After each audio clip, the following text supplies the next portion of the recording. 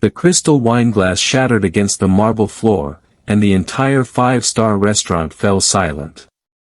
A young waitress stood frozen, one hand covering the bright red mark on her cheek where the billionaire's glamorous fiancé had just slapped her.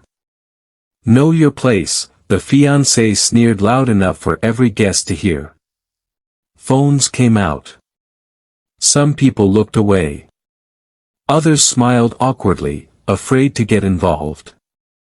Then the restaurant's front doors opened. A tall man in a tailored charcoal suit walked inside, followed by a team of security guards. Every employee instantly stood straighter. The manager whispered just 4 words that changed everything: "The owner has arrived." The waitress slowly lowered her hand, and the billionaire realized the woman his fiancé had humiliated wasn't an ordinary waitress at all.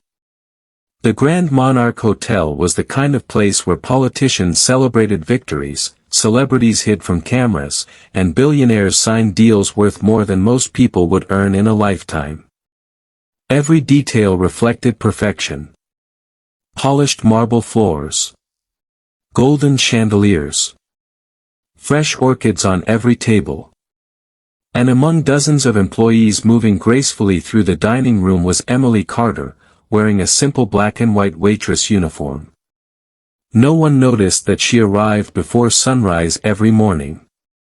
No one knew she spent every evening studying business reports after work. To everyone else, she was just another waitress. At exactly 7 o'clock, the restaurant doors opened again. The room buzzed with excitement. "The Hamiltons are here." That's Adrian Hamilton, the billionaire investor. Walking beside Adrian was his glamorous fiancée, Vanessa Blake, wrapped in an expensive designer gown. Diamonds sparkled around her neck. Confidence surrounded every step she took. She barely acknowledged the staff. Emily welcomed them with a warm smile. "Good evening. Welcome to the Grand Monarch. May I show you to your table?" Vanessa looked her up and down. "I asked for someone experienced." Emily politely replied. "I'll do my very best to make your evening wonderful." Vanessa rolled her eyes. "We'll see." Throughout dinner, Emily remained calm despite impossible demands. "This soup isn't hot enough." Emily replaced it. "The steak is overcooked." A fresh plate arrived. "The sparkling water has lost its sparkle." Emily quietly apologized and brought another bottle. Adrian finally whispered, "Vanessa, she's trying." Vanessa ignored him. Then it happened. Emily carefully served dessert. As another guest accidentally brushed past, a tiny drop of chocolate landed on Vanessa's designer handbag. The room froze. Vanessa stood. "You careless little waitress." Emily immediately grabbed a clean cloth. "I'm so sorry. Let me." Slap. The sound echoed through the restaurant. Emily stumbled backward. The tray crashed onto the floor. Forks stopped moving. Conversations disappeared. Vanessa pointed toward the exit. "People like you shouldn't work in places like this." Emily touched her cheek but didn't cry. Instead, she quietly said, "I'm sorry your evening was disturbed." Vanessa laughed. "You still think this is about dessert?" The restaurant manager hurried over. "Miss Blake, please." Vanessa interrupted him. "Fire her." The manager hesitated. I said fire her." Emily calmly removed her apron. "If my presence is upsetting your guests, I'll leave."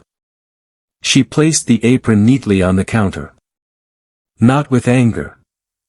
With dignity. Before anyone could speak, the main entrance opened. Every employee immediately stood straighter. Security guards entered first. Behind them walked an elegant silver-haired gentleman wearing a navy suit. The manager whispered, "Mr. Harrison." Every staff member bowed respectfully. Vanessa smiled smugly. "Perfect." She pointed toward Emily. "I expect her dismissed immediately." The elderly man didn't answer. Instead, he walked directly past Vanessa. Past Adrian. Past the guests. He stopped in front of Emily. His eyes softened. "My dear. Why are you crying?" Emily tried to smile. "I'm all right, Grandpa." The restaurant fell silent. Vanessa blinked. "Grandpa?" The manager swallowed hard. "Ladies and gentlemen." He took a deep breath. "Allow me to introduce the future owner of the Grand Monarch Hotels. Miss Emily Harrison." A gasp swept through the dining room. Adrian stared at Emily. Vanessa's face turned pale. Emily wasn't just a waitress. She was the granddaughter of the hotel's founder, the woman quietly learning every part of the business from the ground up before taking over the family empire. Vanessa stepped backward. This has to be a joke." Emily slowly looked at her. "No. My grandfather believed that if I wanted to lead thousands of employees, I first had to understand what it means to serve them." The elderly owner smiled proudly. "So for 2 years, she worked every position in this hotel. Housekeeping, reception, kitchen, and finally, waitressing." Adrian looked horrified. "You never told anyone?" Emily smiled gently. "If people only respect me because of my last name, they don't respect me." She turned toward the staff. "And tonight, I learned exactly who deserves to stay with this company." Vanessa's confidence completely disappeared. I didn't know." Emily nodded. "You're right. You didn't. But kindness shouldn't depend on someone's title." The entire restaurant erupted into applause. The applause continued for several seconds. Vanessa stood frozen. Her expensive handbag no longer seemed important. Every eye in the restaurant was on her. She swallowed hard. I'm sorry."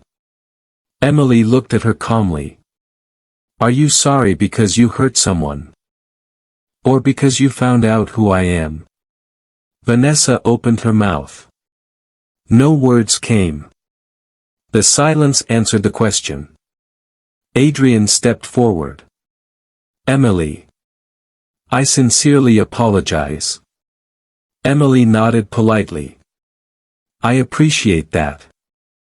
He looked ashamed. "I should have stopped at the moment it happened." "You could have." "I failed." Emily smiled sadly. The strongest people don't stay silent when someone is being humiliated. Mr. Harrison turned toward the restaurant staff. "For 2 years, my granddaughter worked beside you. You treated her like family." He looked at the servers, chefs, cleaners, and receptionists. "You never knew who she was. But your kindness proved something priceless. You respected every coworker." The employees wiped away tears.